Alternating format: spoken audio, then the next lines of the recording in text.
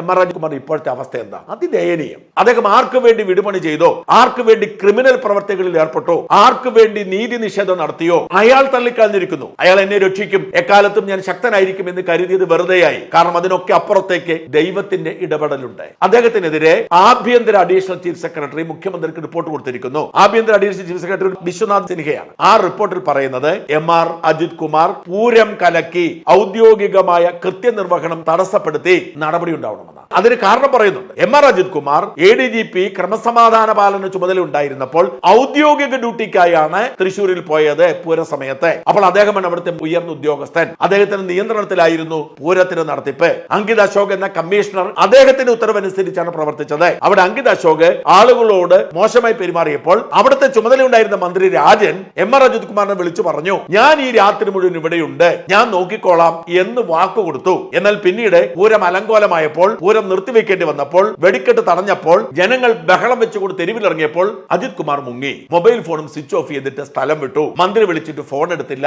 ഇത് മന്ത്രി രാജന്റെ മൊഴിയാണ്. അത് ബോധപൂർവം പൂരം കലക്കുക, ആളുകളുടെ ആചാരത്തെ ഇല്ലാതാക്കുക എന്ന ലക്ഷ്യത്തോടു കൂടി ചെയ്തു എന്നതിന് തെളിവാണ്. ഇത് നേരത്തെ DGP അന്വേഷണ റിപ്പോർട്ടായി കൊടുത്തിരുന്നു. ആ DGP മാറി, പുതിയ DGP ഇപ്പോൾ വന്നു. അപ്പോൾ ഇത് ആഭ്യന്തര സെക്രട്ടറിയും ആ റിപ്പോർട്ട് ശരിവെച്ചിരിക്കുന്നു. പൂരം ബോധപൂർവം കലക്കിയിട്ടും അതിന്റെ റിപ്പോർട്ട് DGPയും ആഭ്യന്തര സെക്രട്ടറിയും ശരിവെച്ചിട്ടും എം ആർ അജിത് കുമാറിനെ സംരക്ഷിക്കാൻ ശ്രമിച്ചാൽ അതിനർത്ഥം പൂരം കലക്കിയത് മുഖ്യമന്ത്രിക്ക് വേണ്ടിയാണ്, പിണറായിക്ക് വേണ്ടിയാണ് എന്ന് സമ്മതിക്കുകയാണ്. വാസ്തവത്തിൽ അതാണ്. പിണറായിക്ക് വേണ്ടിയാണ് പൂരം കലക്കിയത്. പിണറായിക്ക് വേണ്ടി അല്ലാതെ ഒന്നും ചെയ്യാത്ത ഒരു കാവൽ നായയെ പോലെയാണ് അയാൾ പ്രവർത്തിച്ചത്. മറുനാടനെ വേട്ടയാടുന്ന സമയത്ത് അദ്ദേഹം തന്നെ ചിലരോട് പറഞ്ഞതാണ്, ഷാജൻ സ്കറിയോട് എനിക്കെന്ത് വിരോധം, പക്ഷേ ഞാൻ വിശ്വസ്തനായ കാവൽ നായയാണെന്ന്. എന്ന് വെച്ചാൽ എന്നെ ഏൽപ്പിച്ചിരിക്കുന്ന പണി ഞാൻ ഭംഗിയായി ചെയ്യുമെന്ന്. ആലോചിച്ചു നോക്കും. മറുനാടൻ വേട്ട 2 വർഷം മുമ്പ് സംഭവിച്ചതാണ്. 2023 ജൂൺ മാസം മുതൽ ഡിസംബർ വരെ തുടർച്ചയായി മറുനാടനെ പൂട്ടിക്കെട്ടാൻ വേണ്ടി ഈ എം ആർ അജിത് കുമാറിന്റെ ഉത്തരവ് പ്രകാരം ഏതാണ്ട് 3000-ഓളം പോലീസുകാരാണ് നികുതിദായകരുടെ ശമ്പളം കൈപ്പറ്റിക്കൊണ്ട് തേരപ്പേര നടന്നത്. 1-2 SP-മാരും ഒരു DIG-യും ഒക്കെ ഇതിന് ചുമതലയുണ്ടായിരുന്നു. മറുനാടനെ പൂട്ടിക്കെട്ടണം, മറുനാടൻ ഷാജൻ സ്കറിയെ അറസ്റ്റ് ചെയ്ത് ജയിലിൽ അടക്കണം, അതിനുവേണ്ടി ചെയ്യാവുന്നതെല്ലാം ചെയ്തു. നിയമവിരുദ്ധമായി ഒന്നിനു മേൽ ഒന്നായി കള്ളക്കേസുകൾ എടുത്തു.